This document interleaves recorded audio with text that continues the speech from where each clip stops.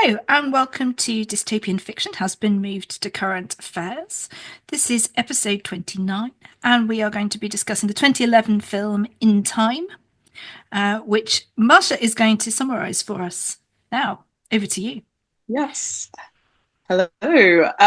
So Andrew Nicole of previous films, Gasker and The Truman Show that we have covered on the podcast, also brings us In Time.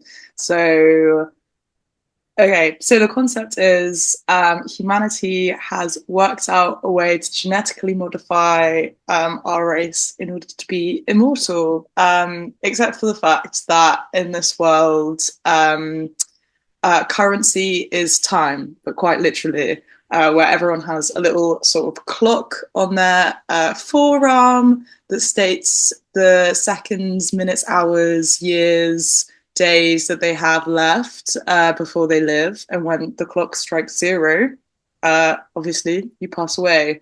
And it's sort of explained as this system of trying to do like population control, so the world is overpopulated, so therefore, time is now currency.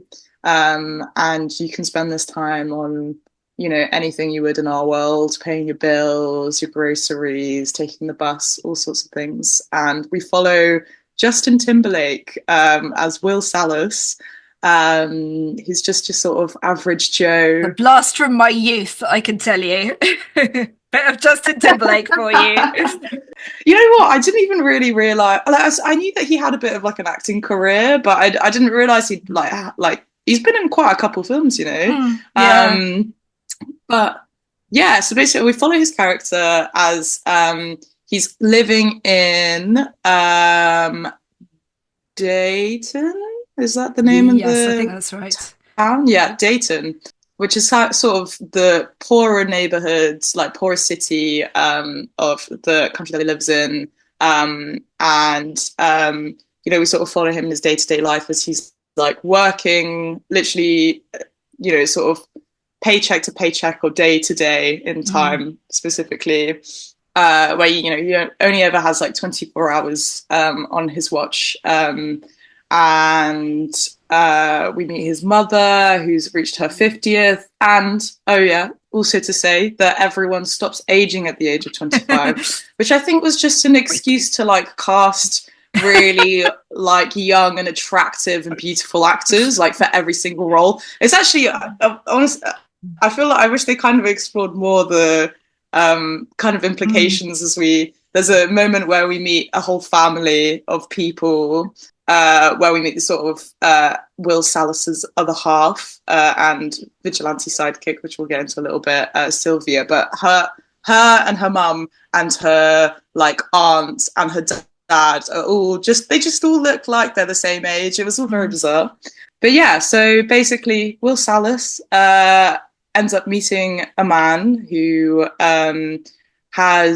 worth apparently a couple centuries, and he meets him in a bar, and this man is getting hunted down by these group of criminals who are trying to steal his time off of him. Will Salas saves this man, where they end up having sort of a bit of a heart-to-heart, and the sort of the big reveal that this whole system is used for population control is discussed, and this man, Henry Hamilton, sort of talks about his reasons for, he reveals he's suicidal and he no longer wants to go on, and ends up giving Will all of his time, all of his remaining days and years. So Will takes the opportunity to sort of infiltrate this area, New Greenwich, which is where all of the sort of rich, multi-century owning sort of millionaires, I guess, in our sense, live. And at the same time, he's hunted down by the timekeepers, which are sort of these like this police force who, trying to keep order. And it, push comes to shove, and he meets Sylvia, who was the daughter of this rich man, played by the very here we go, the very what's his name, Vincent Carthaser. Yeah, I'm not sure, but slimy guy out of Madman. slimy guy, slimy guy. Um, and they sort of end up running away. Well, Sylvia gets taken as hostage, played by the lovely Amanda Seyfried. Mm-hmm. And she sort of falls in love with Will Salas, and they end up becoming vigilantes of time, bit of like Robin Hood characters, where they end up going to the banks, stealing lots and lots of currency and handing it out to the poor. And that's, yeah, I feel that's kind of the main synopsis, and we kind of followed them along on their little adventure. That was all very long-winded and a complicated explanation from me, but there you go. Hopefully we're up to speed. It's important that we can understand the concept because, plot-wise, in some ways it's, it's not that complex, poor person becomes rich, becomes poor. Yeah, which I don't know why exactly took me so long to explain. but the concepts behind it, I think, are really interesting. Because this idea of, time as money, the idea that, if you are poor and you live day to day, then quite literally, this idea that if you don't, you wake up and you've got 23 hours, 59 on your clock, then if you don't make money during that day, you don't work or take out a loan or gamble or fight. There's these idea of being strong arm fighting, where you essentially take money off somebody else if you can flip their arm over, owing to the complex biological transferring. It's like sci-fi arm wrestling. Yeah, it is. Yeah, absolutely. Let's maybe talk about that kind of genetic alteration of people, because you raised it in your summary, and actually you have mentioned that you think it's quite impractical as a way to transfer money between people. Yeah. So I was doing my little research, and a lot of people term this like idea of time as currency and this kind of like controlling of life itself as biopower. Where I guess like existence is sort of like commodified, and survival is like based on like producing constant labor, especially for the working class. And your sort of ability to live depends on your capacity to work. So that's like the implications for those with illnesses and disabilities, and like that sort of like link to eugenics. And they bring up Darwinian capitalism, like this sort of concept of survival of the fittest sort of mentality. What do you think of that, Claire? Well, it's one of the things that really stayed with me the first time I watched this film. It comes up from Philippe Weiss, the slimy father of Sylvia, our heroine. He raises it the first time he meets Will Salas, when Will is busy winning at poker. But it's almost like a religion, or a sort of like fanaticism for him, this idea that somehow when people are wealthy, it's because there is something intrinsically better about them, and that they deserve to be where they are through some sort of innate characteristic, which apparently makes them deserving.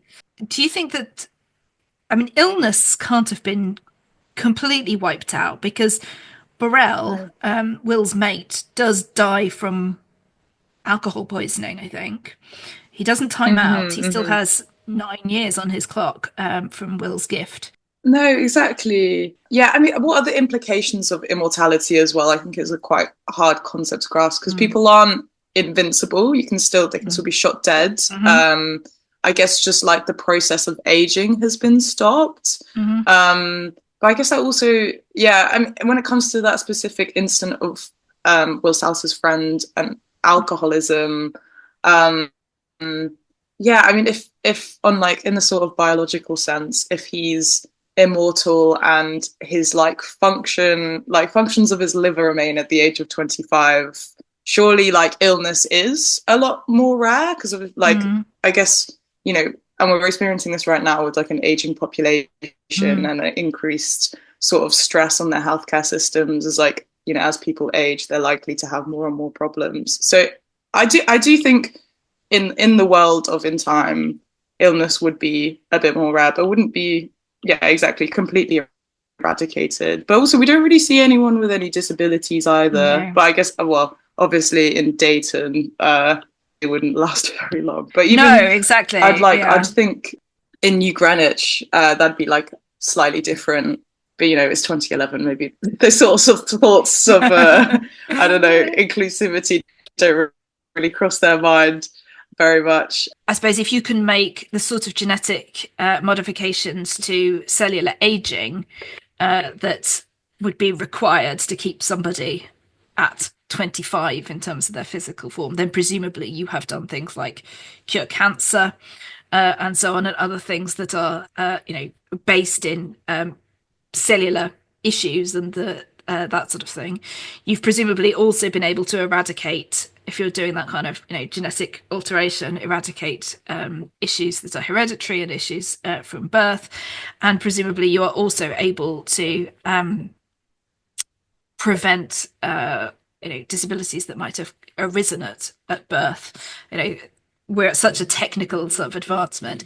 And then in terms of other types of disability that arise, then we see the way in which the rich are so cautious. And this is one of the themes of the film that, well, Sylvia says it, particularly, she's sort of saying, she's envious of the people who get to live. And it was a quote from Fortis. Fortis is the leader of the mob, the gangsters, who known as Minutemen, who really control the ghetto conditions.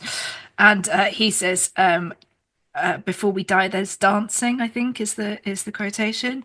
So this idea that you don't live if you're rich because you're constantly aware that you've got the risk of losing your immortality, which becomes a little bit of a black and white theme, I think, insofar as it's sort of there's a little bit of glorification of poverty at times. Yeah, defo. Did you think? And like, I will develop a little bit more on what you mean by that. Well, we see it with. So there's a little bit of Sylvia as a kind of champagne socialist, and that I think is Yes, definitely valid. She's all for fighting the system until she has to go out and actually fight the system. Although she does change, we see that in her arc. But to start with, she's when she's finally whisked away at gunpoint, it's not really what she was after all. But there's also a sort of this if you're rich, you're not really living. The implication being you've got to be on the breadline in order to to feel alive, to really live something.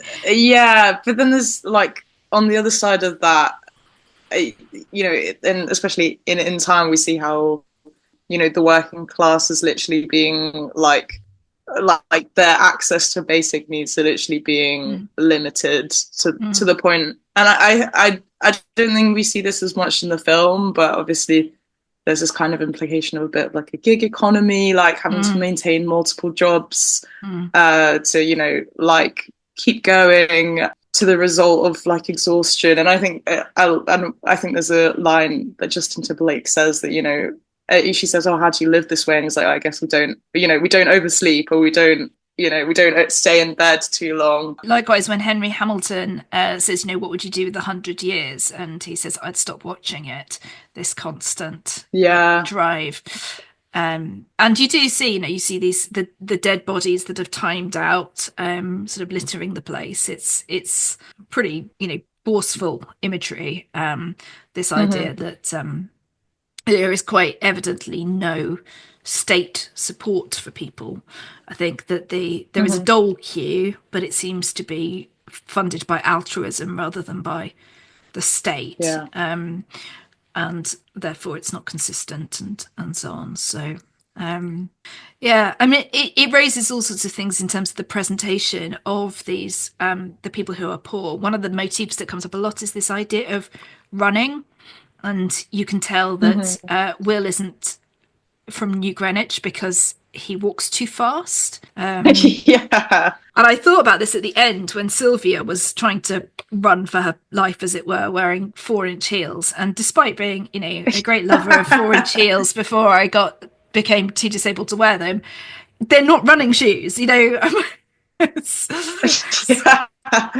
Yeah, and even like Sylvia, not Sylvia, Will's dad. God, what am I trying to say? Will's mum, like Mm, in her sort of final scene, mm, and this actually, I hit me quite hard. I don't know about anyone mm, else, but and I know it's a little bit cheesy, a little bit cliched, where they're doing this like sort of like final, like almost slow motion run towards mm, each other. But you know, in the film, Will's mum ends up being on her last like 30 minutes, isn't able to afford the bus to go meet her mm. son, so has to do the 2 hour walk, but she has less than 2 hours left. Yeah, that's um right. and someone pointed out to me that if she hadn't given Will his like half an hour's of lunch money right at That's the funny. beginning of the film, she would have made it. Yeah. It's also, and this is something we were sort of discussing before we started, but what are the, you know, the technical elements of like the whole sort of transferring time between each other. I Mm. was just thinking a lot of his issues would be just solved if it was like through Bluetooth. Yeah. Do you know what I Yeah. mean? Yeah. Yeah. What's the reason for having to be able to, you know, they've worked out the answer to immortality. Mm. Yeah, you have to physically touch someone's hand in order to transfer money between you, or like Yeah. currency between you. I don't know. This is surely all about this idea that this is really a form of control because Mm, by intrinsically attaching your money to your body, essentially it's making it all about you, about the individual. It mimics this idea that, you know, oh, every individual can pull themselves up by their bootstraps and go from being poor to being rich. You've just got to, you know, work hard enough or whatever. This idea, you know, mm, it's all down to you.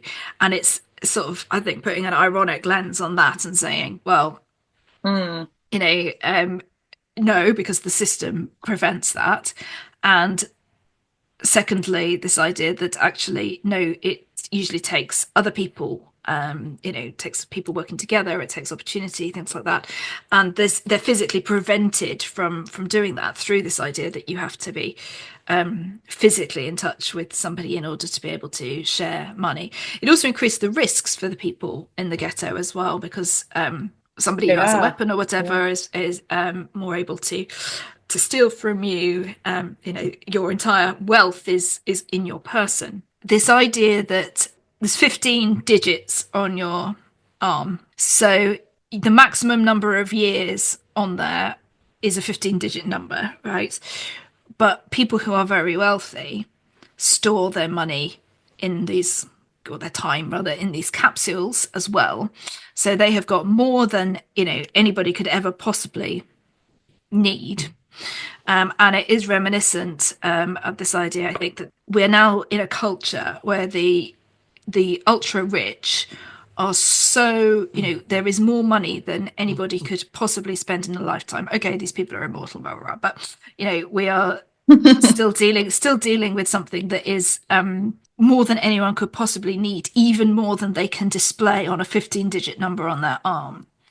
And I think mm, that there is, you know, there's something about that kind of taking it away from your bodily needs and so on and making it into something that essentially, you know, when Philip Weiss has his first million stored in that huge vault at the end, it's just you know, it tells you that this is no longer time, wealth that is has any purpose, or it could do so yeah. much It's for other just people. status. Yeah, Yeah, exactly. yeah, Um, yeah. It's more, yeah, symbolic of like his status. Exactly. What did you think of the sort of implications of having your literal worth, like in terms of, I don't know, in terms of currency literally displayed on your forearm? Like anyone can just like pull up your sleeve and mm, see how much, and that's kind of one of the dangers that you experience, like the characters sort of experience in the film, and that's why all the people in New Greenwich have their mm, bodyguards. Except mm, if everyone in New Greenwich is also rich because they've got this economic segregation, I don't know who's out there stealing your money if everyone's mm. got loads. Yeah. You know, it is an interesting question for the bodyguards. But yeah, what did you think of this kind of like having it physically displayed on your forearm. I noticed that there is the custom of always covering your arm when among the people of New Mm-hmm. Greenwich in particular. So the women wear long gloves, the men obviously wearing sort of jackets and things come down to their wrists. And given what you're saying about the sort of the large lack of risk because of the constant preventatives they put up around themselves, I wondered whether it was in fact a sort of an element of shame to it, or whether it's Mm. about this kind of if we didn't have a sort of societal, I don't know, some sort of mores where you don't flaunt your wealth. But actually, of course, by Mm-hmm. covering it, you're sort of saying, I've got something to cover. And one of the things that Will does, by contrast, is lives very freely with the money that he has in a way that he's willing to risk it going down to nothing, Mm-hmm. suggesting that, I don't know, I suppose he doesn't value it as that status symbol in the same way. But I did want to talk about that scene where Will's mother times out because, as you say, it is really quite moving, even if it's a bit sort of, Hollywood grasp the Mm. hand, she falls dead in his Yeah, arms or definitely. whatever. But it is indicative of this idea that, she's down to her last hour and a half, and she's going to use 1 hour to pay for the bus for a 2 hour journey, and then the bus fare goes up to 2 hours, and they won't let her son pay the difference when she meets him. So this idea that I guess the elements that are beyond the control of the individual, and that constant lack of knowing whether you're Mm-hmm. going to be able to pay a bill from 1 month to the next. Also, complete lack of choice because if the Mm-hmm. bus ride is meant to cover a 2 hour walk, Mm-hmm. but she has to pay 2 hours to go on the bus. Yep. Like either Yeah. way, she's spending that time. Mm-hmm. Yeah, Um, yeah, exactly. yeah, and I did a little bit of like calculation based on some of the on some of the pricing going on in the movie. So we see a scene where 4 minutes you pay for a coffee, and then if you take your 2 hour bus ride, sort of taking the 4minute coffee. I did some calculations here. Mm-hmm. £350 average for a coffee. I feel I don't know. It depends where you're based in the Mm-hmm. UK, but it works out to £105 for a bus ride, which I thought, yeah, crazy. But again, sort of reflects Claire was saying to me before, or just again, lack of choice. Something, like a public utility such as like the bus, Mm-hmm. needing to commute to work, which is integral to your literal ability to survive. Mm-hmm. Yeah, the system is rigged, I guess. There are definitely some problems with the whole kind of calculation of everything because Yeah, how it you scales up. yeah, Yeah. and you pay 2 hours for your bus ride, and let's say that the bus ride, so if it's a 2 hour walk, that makes it about 8 miles. So let's say that the bus takes 15 minutes, 20 minutes, so there seems to be much Mm-hmm. traffic. And so you've got to have not only 2 hours to pay, but you've got to have 20 minutes to live as well on the other end. So, however she did it, she was going to be touch and go because she'd have had paid her 1 hour, then she'd had 30 minutes and she'd have had to meet her son. And so that constant sort of sense of being I'd feel anxiety. yeah, Yeah, like on the exactly. clock, Yeah, literally. yeah, exactly. Yeah. So, and I think we see that with Sylvia's character in a way because she's never had to, she had a decade given to her for her 25th birthday. She's never had to worry about time running out. And that way that she sort of starts constantly having to check the time, I think it also, of course, allows people to be much more manipulated. I thought about this with the Mm-hmm. diamond earrings when they pawn her earrings. Yes. Yeah, yeah, yeah. Because they get 2 days 2 days, 2 days. Yeah, two yeah, yeah. days two Yeah. days for diamond earrings because he could see that if he didn't they wouldn't they had less than a minute They left. wouldn't make it. Yeah, So yeah, yeah. so one of the themes that comes up a lot is the idea that when Sylvia and Will start robbing banks, but principally they are loan companies owned by Hmm. her father. It's a form of wealth distribution. It's ethically right because it is stolen money, comes up a lot. Will says this to Raymond, the timekeeper in charge, when he sort of says, if you're looking for somebody to arrest, look around you at the Hmm. stolen wealth and look at the mass murder in the ghettos. What did you think about that kind of language about, wealth redistribution and things like that? Yeah, I mean, definitely there's like a lot of, I don't know what Andrew Nichols sort of stands for, probably very, very left wing, but yeah, there's like a lot of like films, and obviously we sort of we see like a little bit at the end of the movie, the sort of like rise of the working class, Mhm. and not necessarily like sort of taking back their, I guess, like the value of their labor necessarily. Mhm. We'll like kind of break that down in a little bit, but sort of Will and Sylvia become these like Robin Hood characters, Mhm.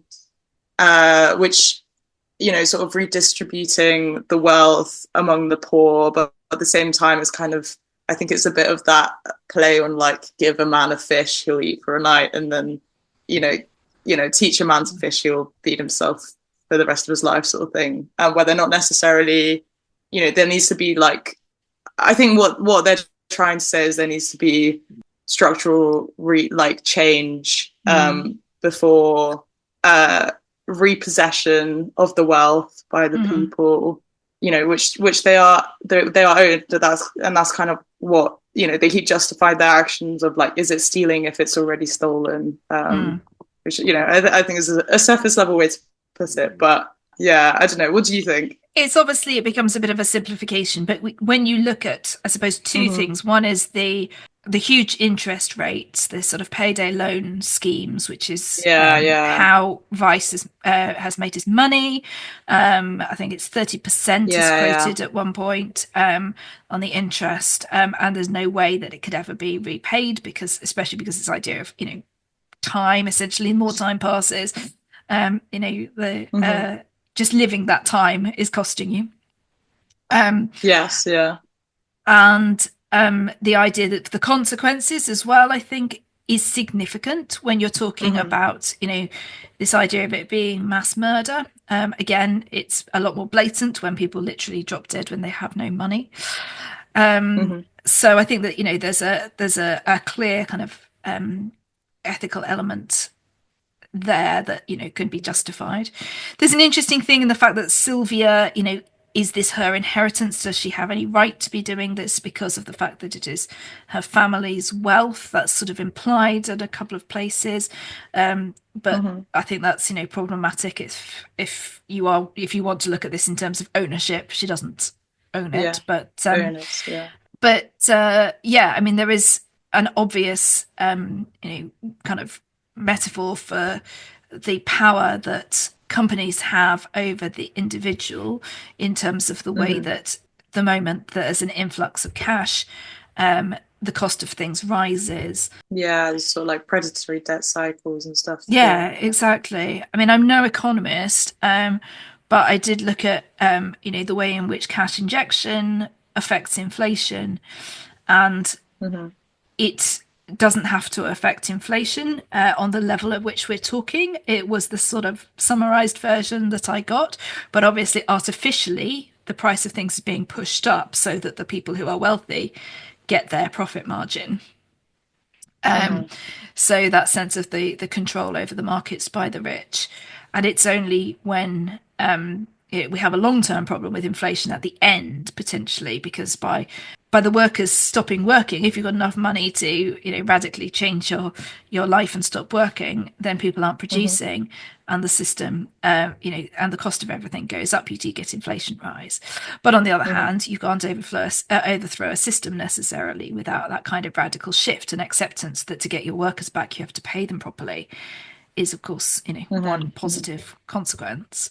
Yeah, I mean it's all a bit of a blunt tool, but I think it does make interesting points about. It reminds me of. Are you familiar with the theory of Vimes's boots? No, I'm not. Okay, so Inspector Vimes is a character from Terry Pratchett. And Mhm. there's this idea that he puts across that if you are wealthy, then you can buy an expensive pair of boots and they will last you a lifetime. But if you are poor, you can only ever buy the cheap pair of boots. They last you a year and you have to buy another pair. So Again, overall, yeah, you spend far more spend. money, Mhm. but because you can't make that initial investment. And so that sort of played into my mind as well, that one of the things that this influx of money is doing is actually giving people that stability to think long term, Mhm. which is so important. It's one of the reasons why I'm in favour of universal basic income, that idea of having a fundamental safety net, which allows you to get out of the cycle of poverty because you're not constantly thinking, well, I can never look to the future, look to the long term. Yeah. So I think it's a bit of a shame with the way they portrayed how Will's house's friend. Borrel? Borrel? Yeah, I think it's yeah, Borrell. I think it's a bit of a shame how then with Borrell once Mm. Will, you know, reveals to him he's had this bit of an inheritance from Henry Hamilton. Like he gives Borrell, 10 years to match the number like the amount of time that they've been friends. Mm. And yeah, but the film kind of plays into that sort of stereotype of how the poor, when trusted with money, will go about using it. So Borrell ends up just Mm. dying by alcoholism at the bar. Mm-hmm. Um, yeah, which I think is yeah, like with despite the stance that the film takes, I think that's an interesting way that Andrew Nichols kind of decided to write that character. I don't know what that's like trying to Yeah. reflect about. Yeah, yeah. But I was going to say, with as well, once this wealth is redistributed among the people of Dayton, what happens is suddenly the working class has like the freedom to move between the Mm. time zones. So Mm. the time zones in the movie is sort of a way of economic segregation Mm. between like the different classes of people. You know, like there's this because of the way that the system's set up. There's not very much social mobility, and we see this like when Will first ventures into New Greenwich, he has to pay almost. There's four different barriers where he has to Yeah. pay. What was it, like 6 months, 2 months, or something like that? I think Adds up to a it, whole year. yeah, the last one is a Um, year, I think. So it, like increases, the oh, toll really? increases, yeah, as he goes through. So yeah, you've got to be rich even to gain access to the To gain opportunities. And access. Yeah, yeah, yeah.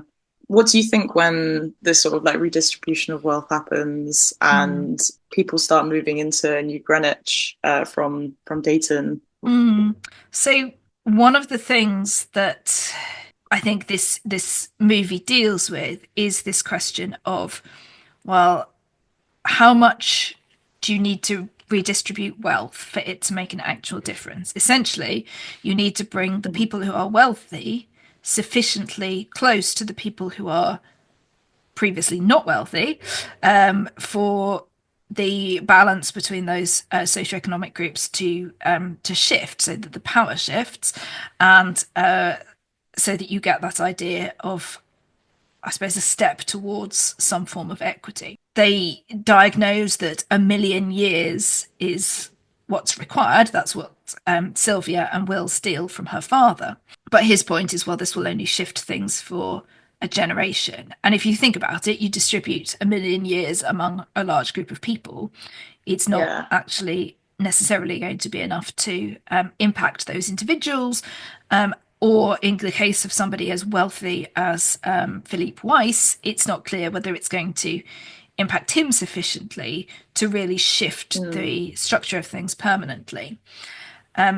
But what it does seem to do is it does seem to shift an understanding in the system. Like once you get what the system is doing, then you can start to see how it needs to change, or how the, as you said, the kind of like the rising of the workers makes a difference. And we also see the idea that it inspires hope across the different financial regions as well. We see the areas of the country showing up red as different zones are um, Mm. uh, you know, money starts to spread where it shouldn't. And I think that concept of money being where it shouldn't is one of the really interesting things. This idea that for the status quo to continue, the rich must be rich and the poor must be poor. And the job of the police is essentially to make sure that that remains the same. Mm-hmm.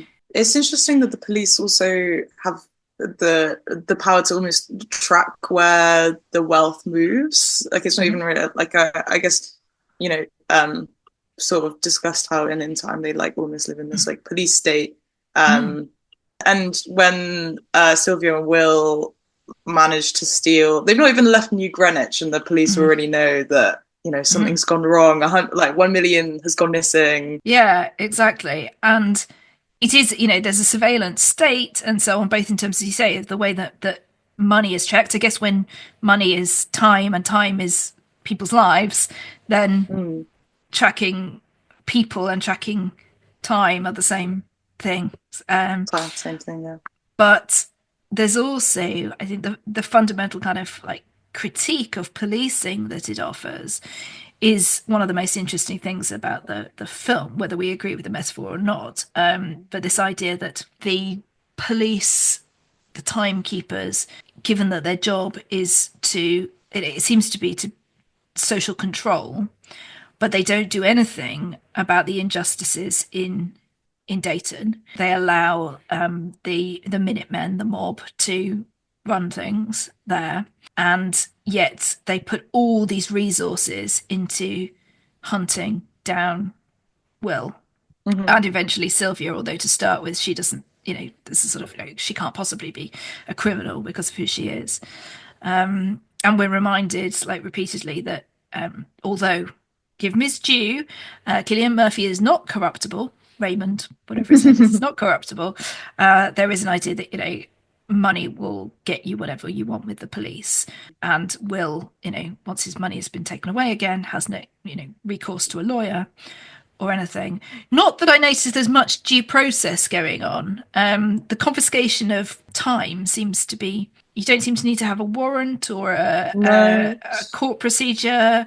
So yeah, I wondered what you thought about how that worked as a metaphor for the kind of police, and whether it's true of the police system in the real world, or whether that there's one rule for one and one for another, and so on. Yeah, I mean, it is interesting that they decided. I guess Cillian Murphy, bless his soul, love that actor.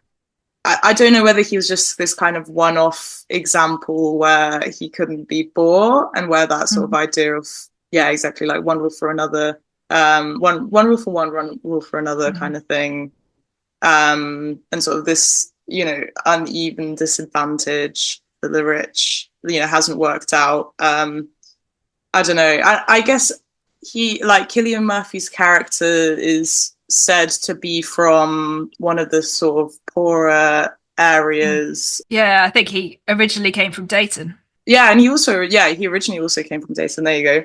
And he sort of says, I worked out how to escape. I didn't start the clock. I keep it running. I think that what strikes me about, Cillian Murphy's character is this thing that it reminds me of, this idea of people who have feel that they've got up, they've gone up in life, but they don't want to pull others up with them. Now, admittedly, he's not wealthy, but he's committed his life to this job. He's got out of his away from his background. Yeah, maybe maybe plays into a bit of that like illusion of meritocracy in like capitalism. I think both him and Will's character kind of parallel each other in terms of their like resourcefulness and intelligence.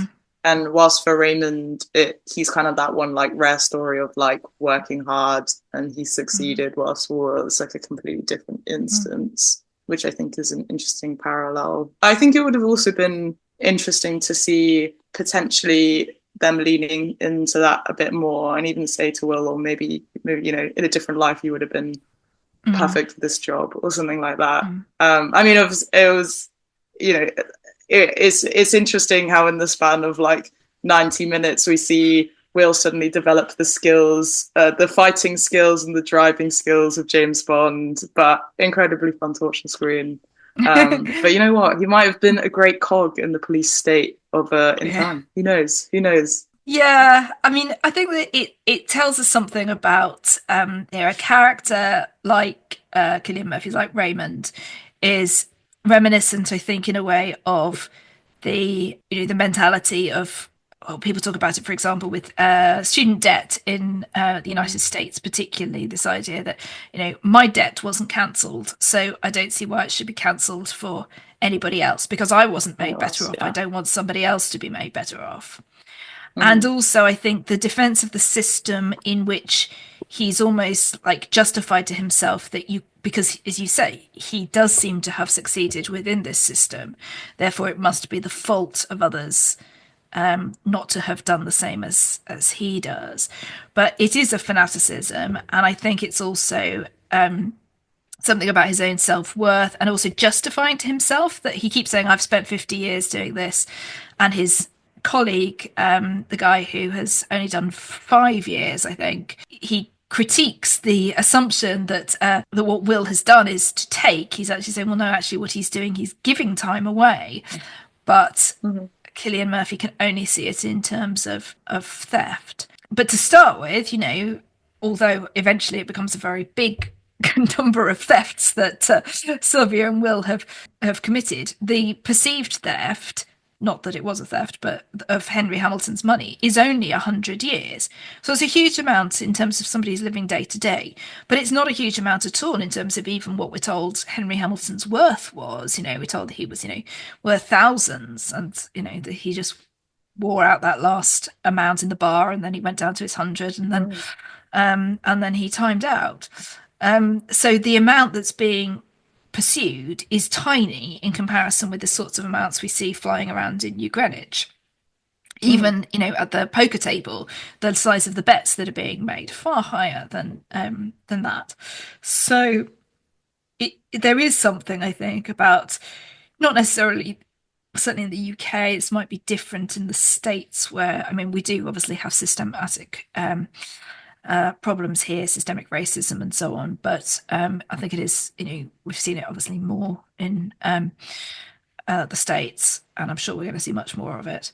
But this idea that there are groups of people who are more greatly pursued by the police, who are perceived to be more of a threat, particularly people who are black. Mm-hmm. And in this instance, it's basically, people who are poor, are Yeah. held to a Yeah. much higher standard than those who are rich. And I do think, okay, so, maybe this is sort of, a far left stance on society, but this idea that, we should stop looking at the petty acts of crime that are committed by Mm-hmm. individuals and start looking at the huge acts of, when people start talking about the potential for genocide by people who pursue climate denial and industries that Mm-hmm. continue to harm the climate, aren't those more serious crimes? So yeah, I think it's kind of what it's trying to say. Though I did feel a bit bad Mm-hmm. for Cillian Murphy when he timed out. Yeah. Oh no, Gillian Murphy. Oh dear. Do you think that Oh, part of why he really disliked Will was because Will gave him some time so that he would survive when they stole his car? Because I thought that was the moment that it turned into yeah. like real fervent hate. Personal. Yeah. I I don't know. I guess I maybe it's also like having, you know, Killian's character sort of seems to have been in the game for many years. He keeps saying Mm-hmm. sort of, I put up 50 years for this job. Mm-hmm. And yeah, and like on top of the fact, maybe part of the contribution to his fervent hate was this kind of maybe like pity that he felt Will had taken on him by giving Yeah. him Yeah. time.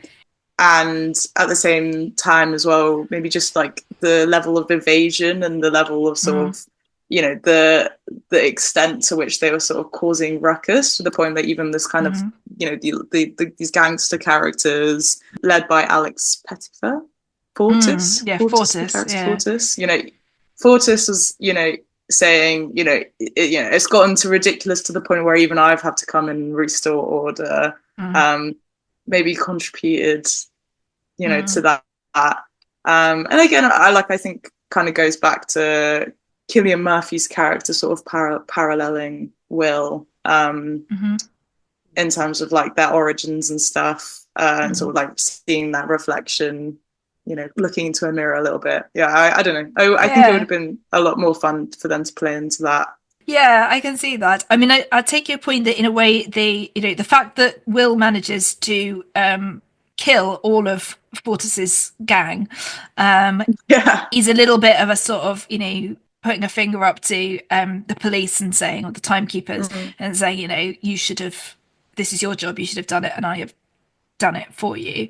Mm-hmm. But it also, I thought there was something about this narrative where people who often make these claims about being self-made, men and so on, usually men, and say I never took a handout from anybody, and the fact that Mm. Raymond takes a handout, as it were, Yeah, yeah, sometimes that yeah. he survives is one of the things that really offends him.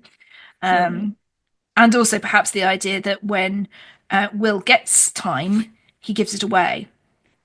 It's Yeah, never yeah. really about himself. Even when he goes to New Greenwich originally, he says that his aim is to take the people there for everything that they've got, not that he Mm. particularly, although he does check into his nice hotel and buy his nice car and so on, mostly, when he asks for a ransom for Sylvia, he's equally happy for it to be distributed to the timeline, the dole queue, as it is for him to keep it for himself. So that said, there is something about this whole you can do a lot in a day thing that keeps Yeah, coming up, that I don't know, maybe it's because I'm a person with chronic illness who often can't do a lot in a day. can't do a lot in Some say, days yeah. are really just a waste of time and it's not worth getting up for. Oh, But there is I don't know, a little bit of a kind of glorification of this idea that if you, as you say, Will seems to develop a lot of skills very fast, especially car driving. But yeah, that like even within the context of this film, if you pull yourself up by your bootstraps, you can do, yeah. you can Like cause a yeah, all revolution. sorts. Yeah, yeah, yeah. It's not, it's the same message as you can become rich, whatever. Yeah, and maybe also just kind of the implication that there's, in order to live a full life, you have to Mm. be, making every single minute count. Mm. I don't know, yeah, which like isn't always in everyone's capacity, and Yeah. I don't know, yeah, It's a yeah. more radical political statement in a way to Mm. say, if you have time, you are able to rest. That it, Mm-hmm. not like the wealthy do, because they've got, they're luxuriating, as it were, in other people's time and other people's effort, Mm-hmm. but more this Yeah. idea that, everybody, yeah, putting every minute of every day to some purpose. I mean, yes, we Mm-hmm. might want to say, okay, it's great if you don't have to work, but in a way, what, well, that you have to work, but you also get to rest. You're not putting Mm-hmm. all your time into the pursuit of money in that sense. But isn't Will equally doing the same thing, basically, by sort of like Mm. committing his entire life to the cause? Yeah, Although maybe yeah. not, because of course he doesn't, he does let his time run down. He doesn't hold it to perhaps sufficient value. I don't know. Mm-hmm. Do you get a nice mirroring, of course, of Will's mother with Sylvia at the end? The Yeah, same yeah, scene, only she definitely. does not, in fact, have a, what is it, some sort of sudden major heart event. Yeah, yeah, Um, yeah. All yeah, sorts of hit them in the chest, sort of, yeah, yeah, when they hit 25 and when they yeah. reach their end. Yeah. Mm. You mentioned right at the start about Henry Hamilton and his desire to die, and we talked about it a Mm-hmm. little bit when we were planning. What do you think about that idea about living long enough, as it were, that lifespans should have? And it's possible that Sort in of your be finite, lifetime this yeah. is going to become a thing. Um, Yeah. Maybe it already is, really, with people living In much some longer, except of senses, course they don't yeah. stay young. No, Um, they don't. Yeah, I guess. Well, and I guess that's more strongly reflected in real life, where I think a lot of people I've spoken to are sort of like, I'd rather live to 65, being able to mm, like walk and talk and mm, eat and drink the things that I want, rather mm, than live to 90 and sort of you know having to mm, live out the last decade of my life sort of with like limited mobility and mm, you know sort of in some ways like a limited life experience, but mhm, again not an issue in time. But mm. yeah, I think I wanted to maybe hear a little bit more about why this man, Henry Hamilton, felt like he'd had enough. Mm, And I think there was some level of implication of, Will asks him, how many people have you seen die? And he doesn't mm. quite directly answer the question. But, you know, I mean, I think you said, Claire, how many people would he have really seen die if he was, if Yeah. he's constantly surrounded, like in New Greenwich or wherever in Mm, these time zones by incredibly wealthy people? Surely mm. everyone's immortal. Yeah. Because I feel like the autumn, yeah, when it comes to immortality, the obvious sort of loss there is, what about all the people who can't live as long as you and who you have to leave Mm, behind? But I guess yeah. that's not really as much of an issue. So yeah, I mean, what do you think what do you think he's lost, and what do you think Mm. might have pushed him I to don't end his know. life? I mean, there is one of the things that struck me was when Will asks Sylvia, how can you live as you do when, when you're watching people next to you dying all the time? And she basically Mm, says, well, we don't watch, you just close your don't eyes. watch. Yeah. So maybe with Henry, he shows a much greater awareness of the price of the system. He's the one who Hmm. kind of reveals that to Will in Yeah. explicitly that the system is Sort of entirely predicated. red pill, Yeah, blue pill moment. yeah, exactly. Just think about it. The only way that these people can live forever is by other people dying. The only way that Mm, billionaires can make their wealth is by not passing it on to the workers. mm, So I think there's that. There's this sort of idea that he is jaded by his own awareness of the system, that he doesn't consider it to yeah. be, fair. But I don't know, there's a friend of mine who lived to be 100. Oh wow. When she got to 100, I mean, the very fact that have known more than one person who's lived to over 100, is an interesting reflection on our times. But anyway, when my friend Ruth reached 100, she said that it's too long to live.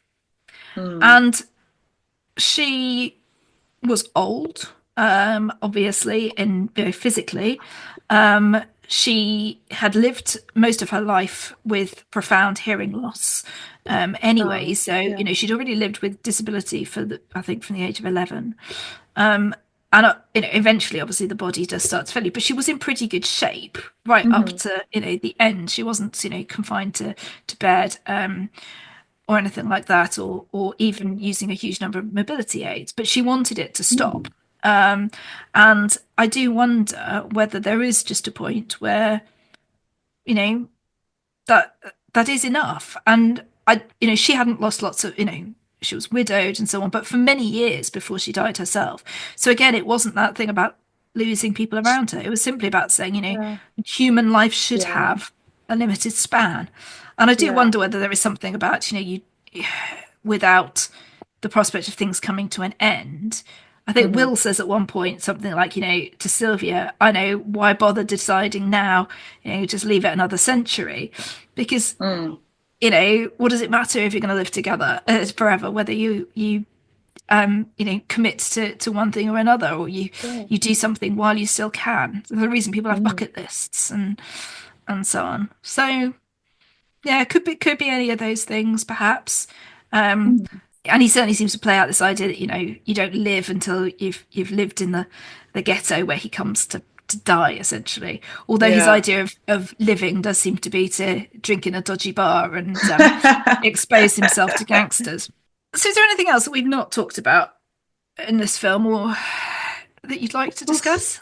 I don't think so. Nothing comes to mind.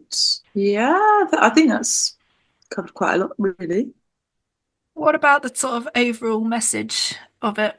I mean, yeah, I wrote this in my notes as the first thing, but it kind of comes to that central dogma is a word that I really enjoy growing up. But yeah, it's for, they constantly repeat in the movie for some people to be immortal, others have to die. And I guess it's just like, I think it's a very good way to like illustrate this like structural inequality that comes Mm, from capitalism and hmm sort of the disparities between the wealthy and the poor. Yeah. But yeah, I guess it's a great concept to illustrate that. And yeah, taking it down to literally, in order to live, you have to work, Mm, which a lot of people I think are feeling. I've, yeah. I'm sure in 2011, everyone was sort of feeling the same way that a lot of people Mm, are today with cost of living and stuff. yeah. But yeah, it's a good starting point if you want to become radicalized. The entry to the Yeah. pipeline maybe. Yeah. But yeah, overall Yeah. enjoyable, easy film to watch. It I is. Yeah. recommend. You know Yeah. what? Despite everyone else's opinions, 5 stars from me. Yeah. Well, I'm glad you enjoyed it because, yeah, I think that it's definitely one of those films that has more to it than perhaps the sort of superficial elements imply. It's got all of Mm. those as well. It's lots of, It's fun. beautiful, It is beautiful fun. people Yeah. racing around, but it's also, got uh, it's got some thought-provoking elements without, I think, being. It's not straightforwardly kind of preachy, Yeah. in a way that although I very much enjoyed watching Wicked and things like that, it's Wicked was like says it what it thinks, whereas I think In Time is a little bit more subtle in terms of provoking you to think about Yeah. ideas. So yeah, good stuff. I think our next episode is going to be on Severance. She says, "Have you watched it?" No, nor it's have I. it's going. It's going. So, okay. um So, watch this space for what our next episode is going to be about. We're just exactly. throwing some ideas around at the moment. You can. Potentially, yeah. Oh, Go potentially Oscar winner Flo for the animation Yeah, awards. yeah, Yeah. that's on our Had good list. things, Yeah. had good things. So yeah, to follow on from our Wicked episodes Mm, from 2 weeks ago. yeah. So keep posted on that. That's right. So we've got a few things on our list of things coming up. We have a new website. Takes a certain degree Yes. of accurate typing, as Masha will tell you. But if you put Yeah. our podcast title, Dystopian Fiction Has Been Moved to Current Affairs, as one word, and follow it by .com, you will find our new website, where you can find all our episodes, but you can also find more information about what we're up to, and that's going to expand over the coming year. Probably not in the next few months, but after that there will be new things appearing on that.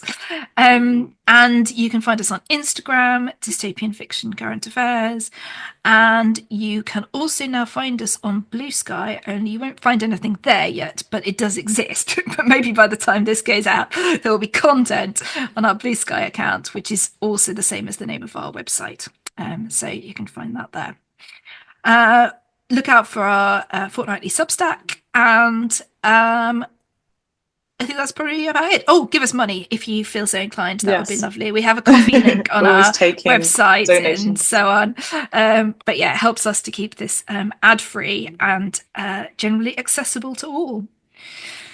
Well, thank you very much, Masha. Thank you very much, Claire. And thank you, listeners. And we Thank you, will see you listeners. very soon. Have a nice Bye and bye. apocalypse free time.